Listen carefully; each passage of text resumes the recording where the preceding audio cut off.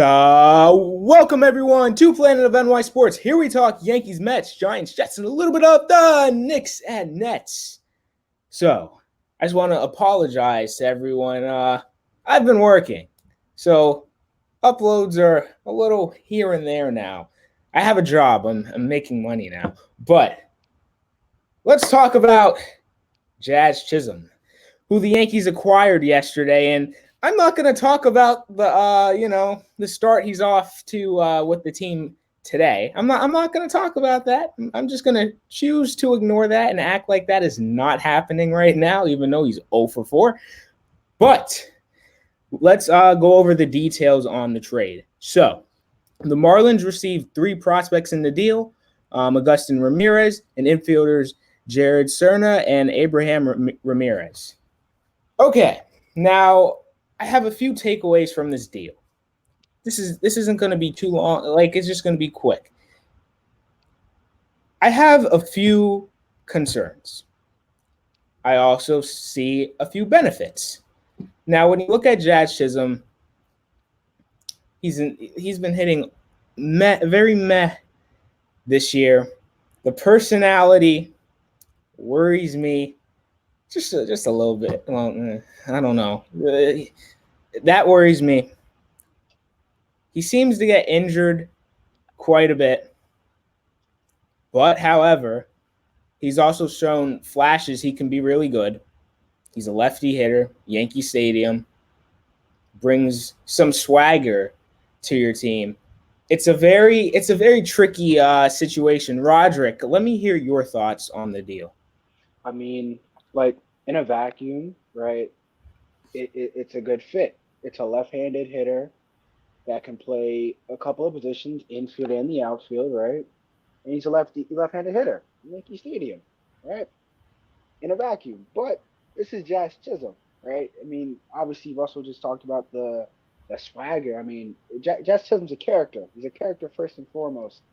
Before we even get into any of the baseball stuff, he's a character. So you do wonder how that's going to mesh with that clubhouse. And when there were the rumors going on about if Chisholm could end up in the Bronx, there were some concerns internally about how he's going to mesh with the clubhouse, because you already have guys in there like Marcus Stroman and Alex Verdugo who kind of carry a little bit of that kind of Jazz Chisholm-esque swagger to them. So you wonder how it's going to fit in the clubhouse first and foremost. But as far as baseball is concerned, he should fit. But like you said, Jazz Chisholm's not having the greatest of years. He's pretty there's a wide take out that he's overrated. So but we'll see how he plays in New York. I definitely agree with that. Jazz Chisholm has not played more than 124 games in a season. I'm pretty sure the number was. He's very injury prone. That's all I'm going to say. And the Yankees already have players that love to go on the IL. So that definitely. Aaron Judge. Did you just say Aaron Judge? You could have said anybody else. You could have said you. No. You picked the wrong player. You had Giancarlo Stanton, who is currently on the IL right now, even though he's probably going to come off tomorrow. You could have just said him. Judge has been. You know what? Let me not even say anything. Let me shut up because I'm going to say something, and then next week I'm not even. You know what? I'm not even going to speak it into existence. Anyways, going back on to Jazz Chisholm. Like Roderick said before, there are already a few personalities in the clubhouse. And apparently, John Boy was talking about it yesterday. I think there was something about him. There was some type of team bonding or something that the Marlins were doing, and Chisholm was kind of like, "Oh, I don't want to do that," or something. That stuff like that kind of worries me, because there's times where, my dad was talking to me. He was like, "Look, sometimes you're gonna work with certain people, and sometimes you're gonna be like, hey, you want to go out to lunch with us? Sometimes you just got to be like, you know what, I got to do it. You're on a team with them. You're gonna, especially in his case, you're playing however many games with these guys, and possibly postseason games. You need to work on your team chemistry, and you cannot be all about me. We know that there were definitely personality concerns. We heard it all last week. Oh, Yankees kind of turned off by Jazz Chisholm's personality. Oh, that's why I was kind of shocked when this deal happened, because we saw that like all throughout last week. Yankees don't like Jazz Chisholm's personality, and now they're trading for him. So this, in my opinion, well, I think in everyone's opinion, can't be the only move. Obviously, he just got hit. No, there's no way he got hit. Yeah. Okay, well, that's wonderful. Okay, to be fair though, he is 1 for 5. So yeah, he's one for. But to also be fair, it's one game. Asking for the ball. Oh my goodness gracious! Hey, first Yankee hit. So, well, when you look at it this way, I think the Yankees still have him under control past this year, so that's also a plus, especially when a guy like Gleyber Torres, who will not be on this team after next year, he's been hitting better as of late, but I still get him off my baseball team. And also, maybe not him as much, but DJ LeMahieu. Oh, I used to love the guy.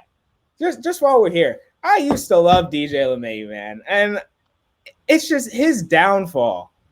It's just sad. It's sad to see at this point. He just grounds into double plays each time. He kills rallies. Like, whenever he comes up to the plate, like, you know what's going to happen. He's very predictable. It's a shame. Yeah. The one home run that he had, too, wasn't even that good of a swing. Okay, let me stop raining on the guy. I'll stop kicking him while he's down. But I'm just trying to make the point. The Yankees need more offense. And a guy that I like, maybe a Yandy Diaz from the Rays. We've been in talks. I would like that. But also, just one more thing, and we'll go on to Jesse Winker. We need to get some bullpen help. And you cannot. Bullpen. Oh, the Mets too. But I'm going to emphasize this right now. If the Yankees somehow make it to the postseason, you cannot go into the postseason with Clay Holmes as your closer. I'm going to say that right now. If he is your closer, I could see it now. And I'm at the point where a few years ago, I used to be always very nervous when Chapman would come into games. I'm way, way, way, way, way more nervous now with Clay Holmes as closer, especially because he's a ground ball pitcher too. He doesn't get swings and misses. That worries me. And if you watch the game on Friday and that meltdown from Clay Holmes, and you can't go into the postseason with him as your closer. I saw someone was suggesting that maybe you should make Hill your closer. And to be honest, wait, Tim Hill? No. Luis Hill. Oh. If you think about it, he has good stuff. His innings. Yes, and they've already been discussing limiting his innings. So in a way, he gets swings and misses though. And also, if he only has to come in for 1 or 2 innings and he can just go boom, boom, like he can pitch, doesn't really have to conserve as much. I kind of like that idea now, especially with the Yankees already being we're going to limit his innings, blah, blah, blah. Maybe try him out as closer and see how he does. But what happened? Is Jazz Chisholm hurt? Are you serious? He's pointing to his jaw. Okay. Well, okay. Let's stop talking. Let's stop talking about the Yankees. I can't believe this is happening while we're recording the video. The best way I can explain this, it was a runner on first, nobody out.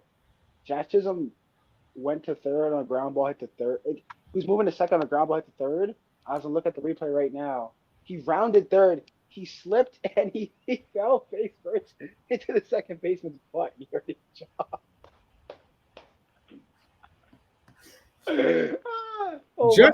I'm not making this up. Just rounding second, he falls and he runs jaw first to the guy's butt. Oh my goodness gracious! What a video. He seems to be okay. That But just sums up the Yankees year. That's hilarious. I'm sorry. That's hilarious. Just as I was talking about, this guy hasn't played more than 124 games in the season. He proceeds to fall flat on his face and just goodness. All right. Okay, let's stop. That's a good laugh. Let's stop talking about him. Roderick, go ahead. Okay, it wasn't his butt. It was his elbow. My bad. Okay. Even still, kind of fun. All right. Anyways, so the Mets have made a flurry of moves in the past, 2 weeks. Most recently, they acquired Jesse Winker for, I believe, our 17th best prospect. I think he was a pitcher. So, I mean, obviously, Jesse Winker has had a history with the Mets fan base. Him on the Reds and on the Mariners. He's dealt his blows to the Mets fan bases, and we've dealt blows back. But I mean, the Mets we're looking at a left-handed bat, and we need another outfielder pretty much. Marte's been hurt for a couple of months now, and let's just face it, DJ Stewart's not an MLB hitter anymore. He had his little 2 months last year. He's terrible. I don't think I've seen him put a ball in play above 80 miles an hour in weeks. He's horrible, right? So we needed that, and we didn't have to give up much for a guy who's going to hit against the righties. Now it is interesting to see how they're going to play the outfield when Marte comes back, because now you have Nimmo and Marte and Bader and Taylor and Gamble, and it's like, who's going to play? But I don't have to make that decision. I can just sit on my couch and do nothing. But with the other two additions with Phil Maton and Ryan Stanek, you did a fabulous job of snaking up the joint today, didn't you, in your Mets debut, huh? 3 earned runs? And this guy, Sal, So I see this tweet. And I go, what happened in 2022? The NL East, it's over. We're up 10.5 games. And we saw what happened. And now I see this. 1.4 million views. The wild card race. So, mind you, the earlier tweet, right? That was, we're up 10.5 games. That's understandable, right? We're up half a game on the Braves for the first wild card spot. If we lose the next standings, you don't need it anymore. Like, look at this. Look at this, bro. The Mets, tweet me the hate over. That's right, it's a wrap. No one is touching.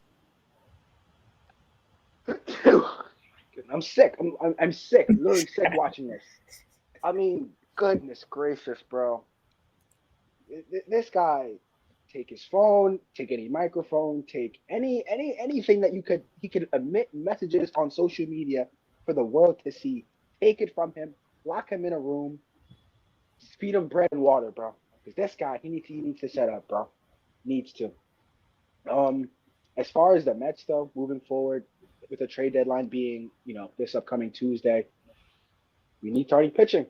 You look at Jack Flaherty, you look at Garrett Crochet, you look at Eric Fetty. One of those guys, hopefully, should be a New York Met on Friday. Only problem is, the prices have been pretty, expensive. I'm seeing guys going for top 12, three top 12 prospects. I'm just like, do I want to give up that? No, not really. But, we'll see how they play it. Obviously, we're hot as of right now, and we just got to wake up offensively. Pete Alonso, Brandon Nimmo. So, yeah, it worked for Jeff McNeil. I told him to get off my team, and he's been hitting Barry Bonds. So maybe it'll work again. But, the Mets, I can't complain too much right now, but, whatever. Yes, so if you could all do me a favor, hit that like button, hit that subscribe button. Hopefully the Yankees will make more moves. Hopefully the Mets will make more moves. We'll have a video for you on Tuesday recapping whatever moves happened or lack thereof in the Yankees case if Brian Cashman decides to stand pat, which wouldn't shock me. But please hit that subscribe button. We'll see you all in the next video.